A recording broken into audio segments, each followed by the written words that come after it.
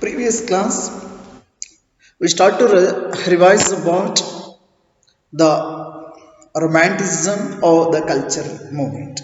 So in that, so today's class we are going to continue the role of vernacular language while creating the national spirit and how the long ways so played an vital role especially to carry the modern nationalist message to large audiences who are mostly illiterate. Of course, dear students, so all they were not the educated or the literate, so there were so many those who are unable, they could not read and write also. Especially dear students, in the case of Poland, in the case of Poland, so which has been partitioned at the end of the 18th century by the great British, I mean by the great European powers, Russia, Prussia and Austria. So even though Poland no longer existed as an independent territory, so national feelings were kept alive through music and language.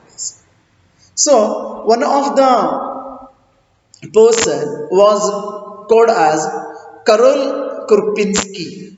Karol Kurpinski.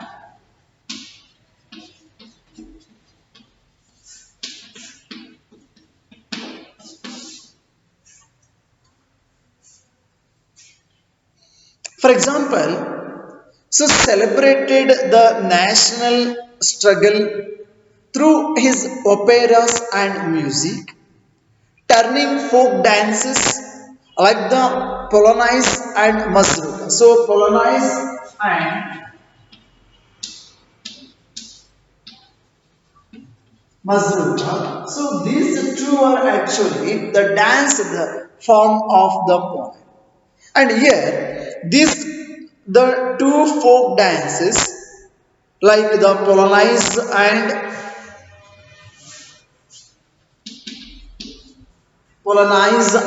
the Mazurka. So it was actually seen as nationalist symbols. Are getting these students? So Karol Krupinski was celebrated the national struggle through his operas and music and turning folk dances like the Polonaise and Mazurka into nationalist symbols. See, dear students, the language also played a vital role in developing nationalist sentiments. The role of the language while creating the nationalist sentiment, so it was contributed a lot, especially in a Poland case also.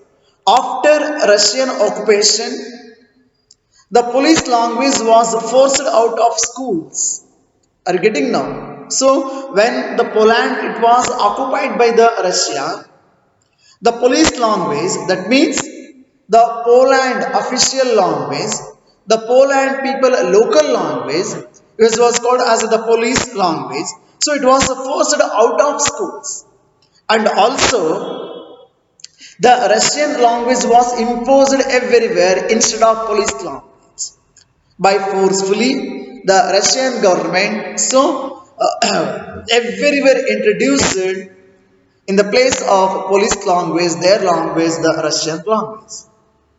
In 1831, an armed rebellion against Russian rule took place, which was ultimately crushed. It was completely crushed. So in 1831, what happened? An armed rebellion against Russian rule took place, which was ultimately crushed. Following this, many members of the clergy in Poland, clergies, they were all actually the religious head, those who are actually look after the rituals and all in Christianity. Okay. So these clergies in Poland, they were began to use language as a weapon of national resistance. Even the clergies also in religious performance and rituals in church. So they were began to use their own language, Poland, a police language, are getting developed. So as a weapon of national resistance. And also, dear students, a large number of priests and even the bishops were also, after that, what happened when they were used the police language everywhere, especially by the priests, bishops, and the clergies, when they were start to use it, the police language in church gatherings and all religious instructions and all.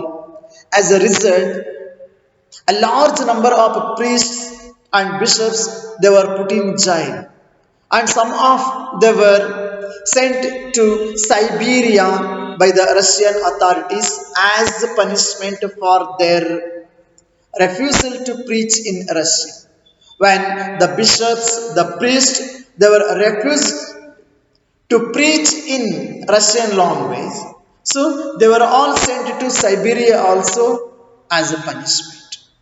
See, dear students, during this time, the use of police language came to be seen as a symbol of the struggle against Russian dominance.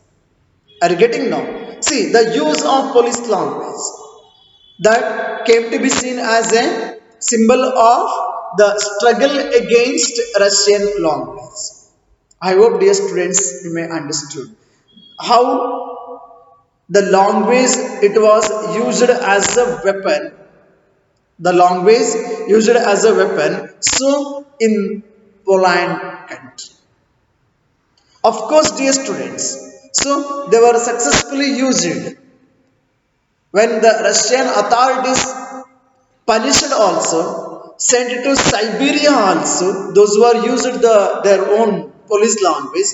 So even though the police language it was actually seen as a symbol of the struggle against Russian dominance. Then we can understand the role of the language while creating while developing nationalist sentiments. I hope you all of you understood this concept.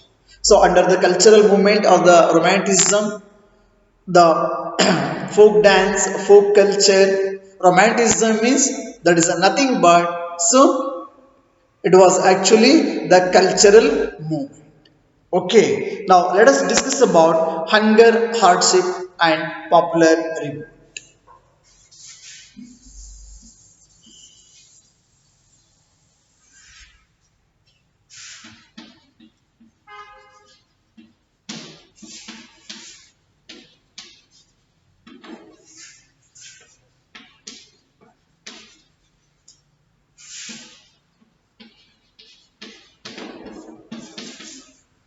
Hunger, hardship, and popular review. See, dear students, the 1830s, the year,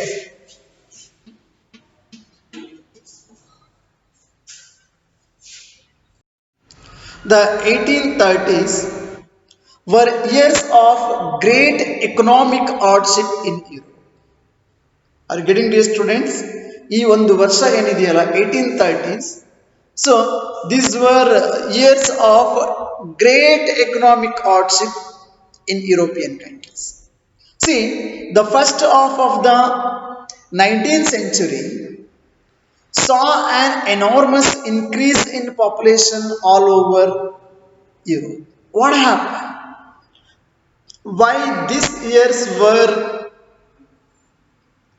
called or considered in the great economic hardship, especially in European countries? The first reason, the first half of the 19th century saw an enormous increase in the population all over Europe. So entire Europe ದೇಶದಲ್ಲಿ ಈ ಒಂದು ಸಂದರ್ಭದಲ್ಲಿ so ಜನಸಂಖ್ಯೆಯ ಒಂದು ಬೆಳವಣಿಗೆಯನ್ನು ನಾವು ಕಾಣ್ತೀವಿ.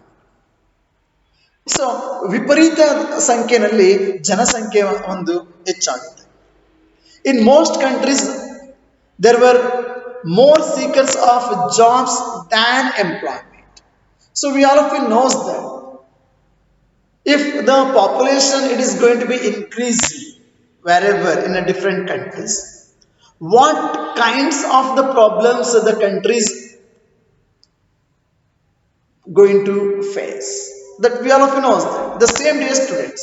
So in most countries, to what happened because of increase in population, so there were more seekers of jobs than employment. There were limited employment, but the number of job seekers a lot. Population from rural areas migrated to the cities to live in overcrowded small. ನಿಮಗೆ ಗೊತ್ತಿದೆ ಮಕ್ಕಳ, so ಹಳ್ಳಿಗಳ ಜನ migrate ಆಗ್ತಕ್ಕಂಥದ್ದು especially for job purpose, ಇವನ್ ನವೆ days also. So these the rural areas people, those who are migrated to the cities from the rural area where they were going to settle. We know that the other phase of the towns and cities were slum areas. So the condition of the slums, we all of you knows that we no need to explain. So all these the people, those who are migrated from rural area to urban area or the cities, they were lived in a overcrowded slums, even where we cannot imagine the basic facilities also. Even during that time also the same. So the small producers in towns, they were often faced with tough competition. ಇದು ಒಂದು ಸಮಸ್ಯೆ ಮಕ್ಕಳ. So ಇನ್ನೊಂದು ಕಡೆ ಏನಾಯ್ತು ಅಂತ ಹೇಳಿದ್ರೆ, small producers ಯಾರಿದ್ರಲ್ಲ ಪಟ್ಟಣಗಳಲ್ಲಿ, ಟೌನ್ಸ್ಗಳಲ್ಲಿ, ಸೊ ದೇವರ್ actually faced the stiff competition from imports of cheap machine made goods from England. England ಆಮದು ಆಗ್ತಿದ್ದಂತಹ ಚೀಪ್ ರೇಟ್ಗೆ ಸಿಗ್ತಿದ್ದಂತಹ ಆ ಒಂದು ಗೂಡ್ಸ್ಗಳೇನಿತ್ತು, ಅವುಗಳ ಜೊತೆ ಈ ಒಂದು ಸ್ಮಾಲ್ ಪ್ರೊಡ್ಯೂಸರ್ಸ್, ಈ ಒಂದು ಸಣ್ಣ ಪ್ರಮಾಣದಲ್ಲಿ ಉತ್ಪಾದನೆಯಲ್ಲಿ ತೊಡಗಿದಂತಹ ಉತ್ಪಾದಕರು ಅವ್ರ ಜೊತೆ ಕಾಂಪೀಟ್ ಮಾಡ್ಲಿಕ್ಕೆ ಸಾಧ್ಯ ಇಲ್ಲದಿದ್ದಾಗ. Why? Because of industrialisation. The result of the industrialization, that we all of you knows that, so that flooded the ready goods, especially the textile products, into different part of the world, even in the different part of the European countries also.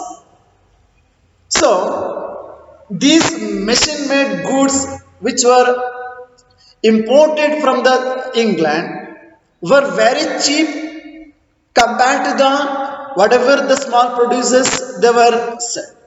Now what happened? So ultimately the small producers, they were collapsed in their economic condition become very worst, and even so they cannot compete with the machine made goods which came from England. So why? Because where industrialization was more advanced than on the continent. ಇಂಗ್ಲೆಂಡ್ನಲ್ಲಿ industrialisation ಬಹಳ ಬೇಗ ಆಗಿರುತ್ತೆ ಉಳಿದ ಎಲ್ಲ European ರಾಷ್ಟ್ರಗಳಲ್ಲಿ. See, this was especially so in textile production. Especially, it was completely very badly affected on textile production, which was carried out mainly in homes or small workshops and was only partly mechanized in those regions of Europe where aristocracy still enjoyed power. ಇದು ಒಂದು ಕಠಿಣ ಪರಿಸ್ಥಿತಿ. So even in those regions of Europe where the aristocracy still enjoyed the power, then what about common people? What about middle class people? And what about peasants? See, all these, especially peasants and middle class people and poor class society people, so they were struggle under the burden of even feudal dues and obligations. Already ಅವ್ರ ಜೀವನ ನಡೆಸೋದೇ ಕಷ್ಟ ಆಗಿರುತ್ತೆ, but they were all under the control of the aristocracy, and even they were unable to pay the different feudal dues and obligations, and it is too difficult to lead their life also. So what happened, dear students? The rise of food prices ಅದು ಸಹ ಆಯ್ತು ಮಕ್ಕಳ. ಆ ವರ್ಷ very bad life. So the rise of food prices are increased. Why the rise of food prices increase? So because a year of bad harvest. See, a year of bad harvest led to widespread pauperism in town and country. So now what happened? The food grains prices were also increased anything. So that's what, dear student, this year the 1830s were years of great economic hardship in European country. Getting now? See, the year 1848 was one such year. Food shortages and widespread unemployment brought the population of Paris out on the roads. 1848 ಅಲ್ಲಿ France ಅಲ್ಲಿ ಏನಾಗುತ್ತೆ ಮಕ್ಕಳ? So because of food shortage and because of widespread unemployment, so brought the population of Paris out on the roads. ಬೀದಿಗಿಳಿಬೇಕಾಗುತ್ತೆ ಮಕ್ಕಳ. Barricades were erected and was actually the head of the constitutional monarchy, Louis Philippe. He was forced to flee also. See the result. What happened, dear students? So the people of Paris, they came on road. They were all out on the roads. ಏನು ಮಾಡಿದ್ರು? ಸುಮ್ಮನೆ ಇದ್ರ ರೋಡಿಗೆ ಬಂದು they were erected the barricades, and also the Louis Philippe was actually the head of the constitutional monarchy. He was forced to flee, and a national assembly proclaimed a republic. A national assembly proclaimed a republic and granted suffrage to all adult males above 21. Suffrage means right to vote. So a republic granted suffrage to all adult males, not for females. Please keep it in your mind. Okay, so when National Assembly proclaimed a republic, that was granted a suffrage, that means a right to vote to all adult male above 21 years. Okay, and even guaranteed the right to work, and also, dear students, national workshops to provide employment so were set up throughout the country. So they were conducted national workshops for what purpose? To provide employment. So that purpose, so the national workshops also set up. So earlier, dear students, in 1845, weavers in Silesia had led a revolt against contractors. ಆ ಸಿಲೇಸಿಯಾದಲ್ಲಿ ಇದ್ದಂತಹ viewers ಆ ಒಂದು ವರ್ಗ ಏನಿತ್ತು, so they were revolt against the contractors who supplied them raw materials and gave them orders for finished textiles, but drastically reduced their payments. So here actually the contractors, those who are supplied the raw materials to the weavers and also orders, and they were collected the finished goods also, but drastically reduced their payments. So because of that, so here the weavers in Silesia, so they were revolt against the contractors. So one of the journalists, Wilhelm Woof, was described one of the event in a Silesian village as follows, that I would like to read now. So in these villages there were about 18,000 inhabitants. There were 18,000 inhabitants. Those who are actually involved in cotton weaving. The most of these people occupations was of weaving. See, the misery of the workers is extreme. The desperate need for jobs has been taken advantage of by the contractors to reduce the prices of the goods they order. They were taken the advantages of the situation, and the contractors, so they were reduce the price of the goods also which they order. Then what happened? On 4th June at 2 p.m., a large crowd of weavers emerged from their homes and marched in pairs up to the mansion of their contractor, demanding higher wages. They were demanding higher wages, and they were treated with scorn and threats alternately. Following this, a group of them forced their way into the house, smashed its elegant window, pan, furnitures, and everything. And another group broke into storehouse and plundered it of supplies of cloth which they tore to shreds. They were completely destroyed.